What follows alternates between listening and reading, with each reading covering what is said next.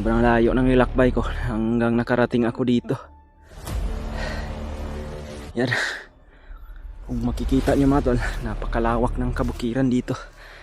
At hindi ko alam kung ligtas ba itong area na napasukan ko.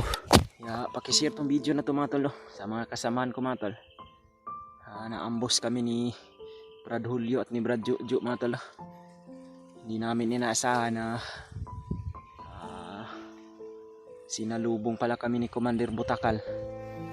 At nagkasagupaan talaga kami mga tol. Sobrang dami ng kanyang tauhan. Kaya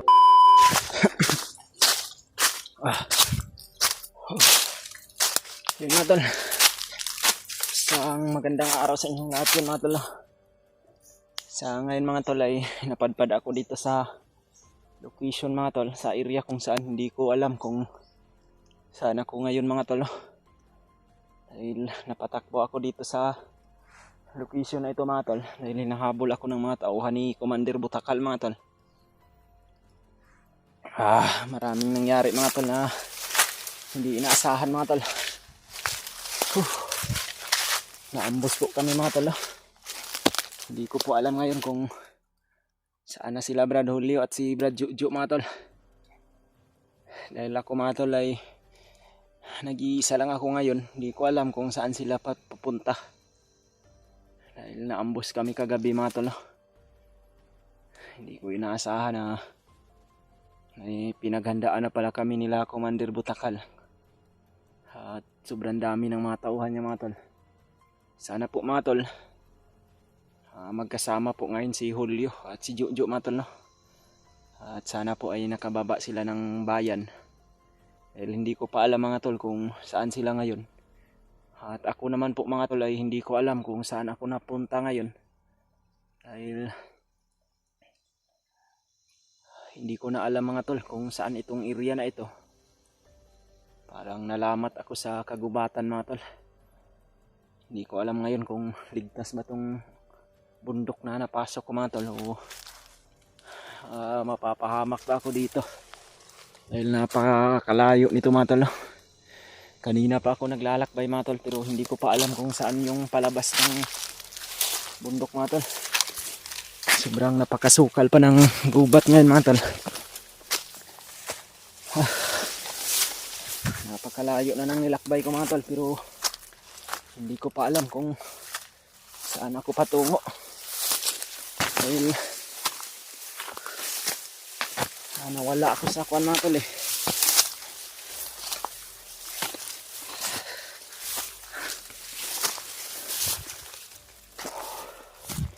Hindi ko na kasi alam kung saan ako na padpad ngayon mga tol.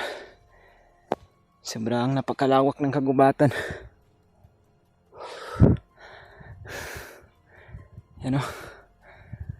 Napakataas ng mga bundok dito mga tol. Hindi ko po alam ngayon mga tol kung saan sila Julio at si Juju. Sana po nagsama sila mga tol. Ay, hindi talaga inaasahan na inambos kami ni Commander Butakal mga tol. Sobrang dami pa kanyang mga tauhan. Kaya napilitan talaga akong tumakbo mga tol. Pero nung huli kong nakita mga tol ay nagsama pa si Juju at si Julio. Pero hindi ko alam kung nagsama ba sila hanggang sa ngayon.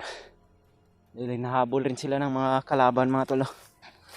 At ako naman po ay hinahabol rin. Kaya hindi ako nakabalik kung saan kami naambos. Pinagtataka ko lang ngayon mga tol. Dahil sobrang layo na nang narating ko mga tol. At hindi ko alam ngayon kung saan ako lalabas. Yan. Kung makikita ninyo mga tol. Sobrang napakalawak ng kabukiran yung napasok ko mga tol.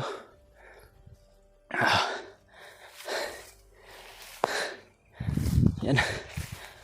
Sobrang napakalayo talaga mga tol. Doon po ako galing mga tol. Sa likuran ng bundok na yon, yung makikita natin mga tol. Sobrang layo ng nilakbay ko hanggang nakarating ako dito. Yan. Kung makikita nyo mga tol, napakalawak ng kabukiran dito.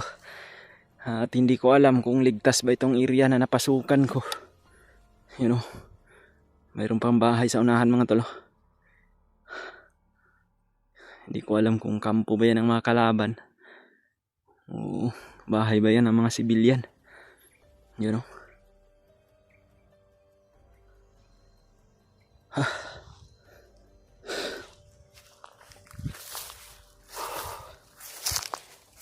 Pakishare tong video na to mga tol sa mga kasamahan ko mga tol, para makita din nila yung sitwasyon ko ngayon mga tol.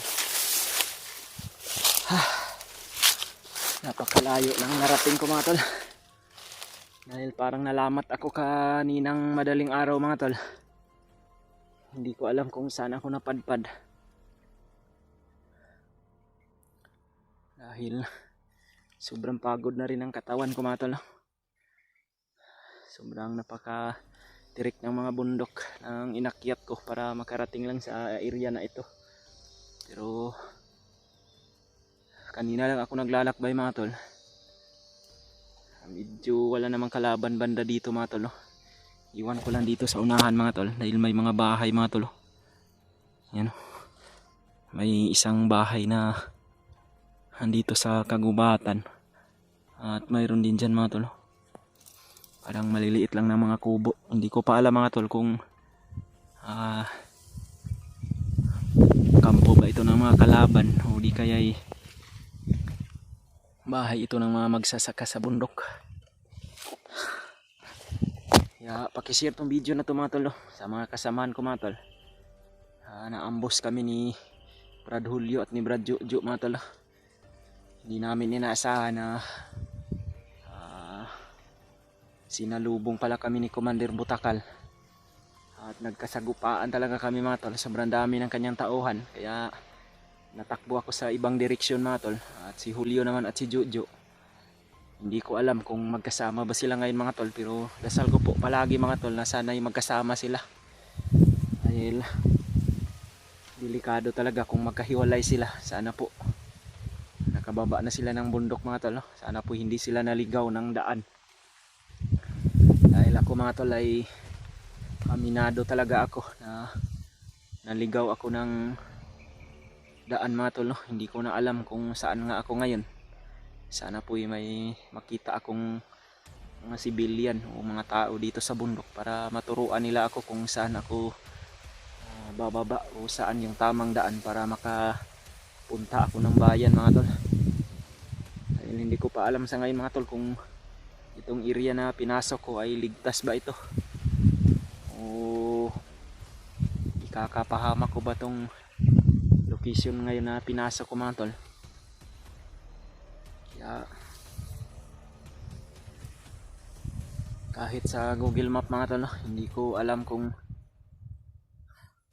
anong pangalan dito, dahil may pangalan siya mga tol pero hindi pa ako nakarating ng area na ito mga tol. Sana po ay makalabas ako ng ligtas dito mga tol, dahil bababa ako ng bundok mga tol. Dahil wala na rin akong pagkain sa bag ko. At tubig na lang yung andito ngayon sa bag ko mga tol.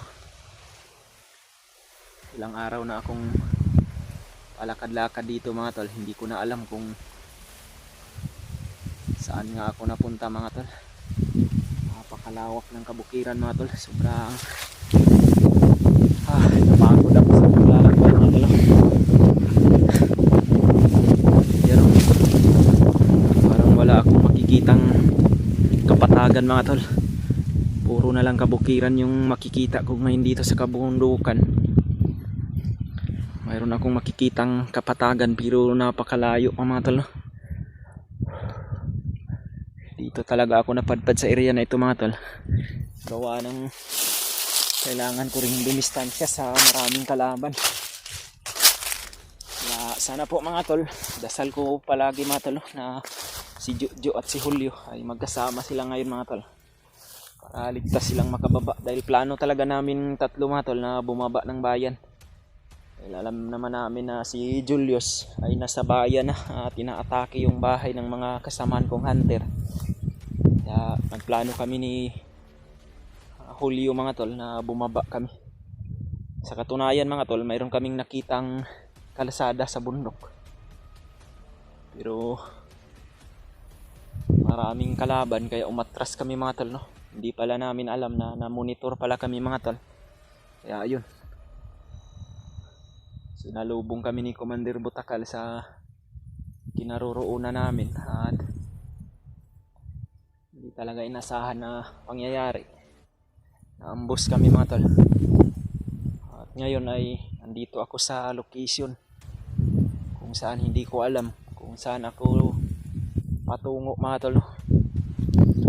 Dahil makikita nyo naman sa video mga tol, sa camera ko ngayon mga tol, na sobrang napakalawak ng kabundukan.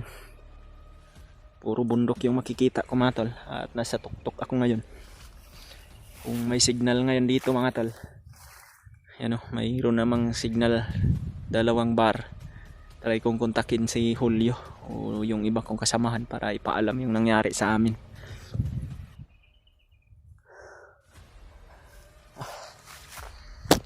Napaka hirap talaga ng sitwasyon ko ngayon mga tol. Hindi ko alam kung makakauwi ba ako ng ligtas o mapapahamak ba ako sa area na ito. Pero sana naman mga tol, may makita akong tao na makatulong sa akin dito mga tol, at maituro niya po sa akin kung saan yung daan patungo ng bayan. Dahil sa ngayon wala pa talaga akong alam mga tol kung saan ako patungo.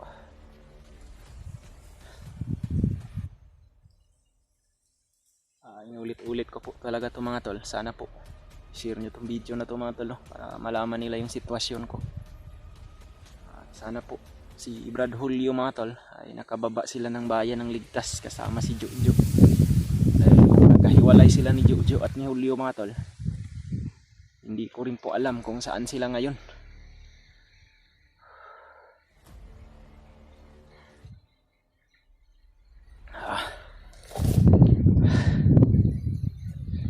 Yan, napagkalawak talaga ng kabundukan. Doon kami galing mga tol. Yan o, meron pang mga bahay doon, parang mga kampo ng mga kalaban. At hindi pa natin alam mga tol kung itong areang pinasok ko ngayon ay ligtas ba ito, dahil napakalawak talaga ng bundok mga tol. At hindi ko talaga alam kung saan ako patungo ngayon. Pero babaybayin ko lang ito mga tol, at try kong puntahan yung bahay na yun mga tol. Baka mayroong tao dyan, at magmasid muna ako kung mga kalaban ba yung nakatira dyan o di kaya mga civilian. Nais kong magtanong dyan mga tol kung saan ako dadaan para ligtas akong makbaba.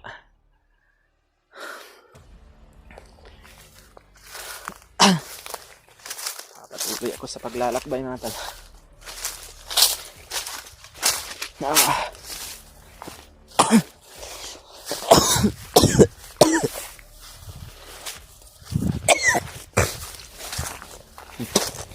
Sumasakit yung dibdib ko mga tol, dahil sa tama rin ito ng orasyon doon kay Commander Butakal.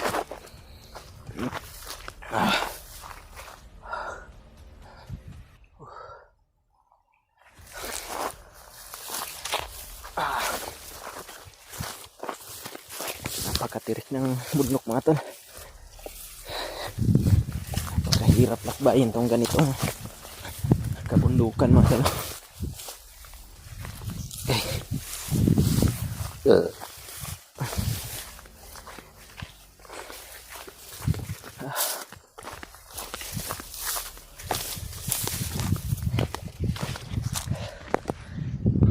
Puntahan ko po yung bahay na yun mga tol.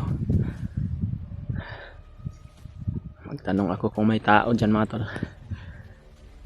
para itanong ko sa kanya kung mayroon mang tao dyan, kung saan yung tamang daan para makauwi ako. Dahil sa ngayon mga tol, hindi ko pa tanaw yung bayan mga tol. Sobrang napakalayo pa talaga kung saan ako ngayon naroroon.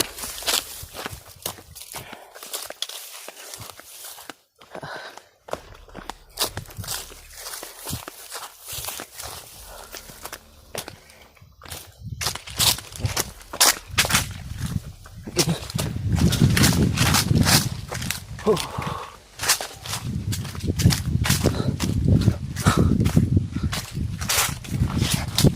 rin po ako nagmamasid mga tol.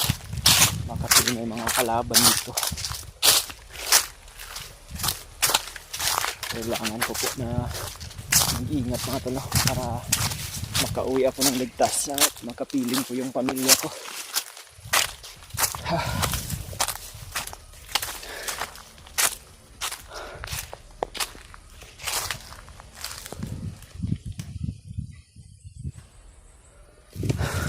Dito. Pakishare itong video na po mga tol. Sa mga kasamaan ko mga tol. Para malaman din nila yung kalagayan at sitwasyon ko ngayon mga tol.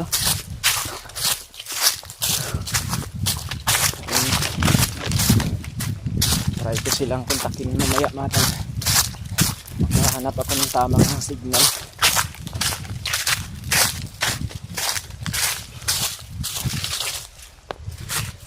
Napakalalim ng mga bangin mga tol.